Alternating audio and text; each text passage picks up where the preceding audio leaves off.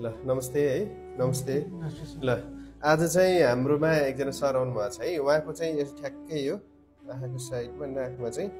यस्तो डलर रहेछ कहिलेदेखि आएको ल भन्नु त यो हजुरको मेरो चाहिँ लगभग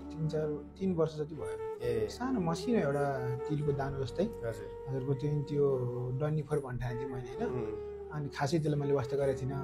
अनि जहिले पनि मेरो चाहिँ हात त्यहीँ पर्ने क्या गयो कि भन्ने अनि थिच्ने गर्दा गर्दा गर्दा गर्दा यो ठुलो हुँदै गएर चाहिँ अहिले एकदम ठुलो भएर अनि हाम्रो चाहिँ कहिलेदेखि हेर्नुभयो हजुरको चाहिँ मैले लगभग धेरै त भएको होइन एक हप्ता जति एक भयो हप्ता मात्रै एक हप्ता जति भयो हेरेको ठ्याक्क टिकटकमा देखेँ अनि फेरि फलो पनि गरेको छु हजुर मैले होइन अनि त्यो सबै हेरेँ क्या अनि हाम्रो यो सबै भिडियो बद्री बद्री अनि सर पनि आउनु भएको छ होइन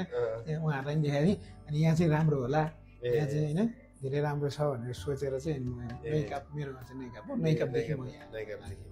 ल अब यो चाहिँ सेबेसिस सिस्ट हो है अब यसलाई चाहिँ कतिले चाहिँ डन्डीफोर अथवा पिम्पल भनेर चाहिँ कतिले निचोरे हुन्छ यो अब निचोरेर मात्र चाहिँ हुँदैन यसको चाहिँ भित्रको थैलो हुन्छ त्यो थैलोलाई नै निकाल्नुपर्छ है त हजुरहरूलाई पनि यस्तो छ भने चाहिँ एकचोटि डक्टरलाई देखाउनु होला है यो चाहिँ पिम्पल होइन है त हस् थ्याङ्क यू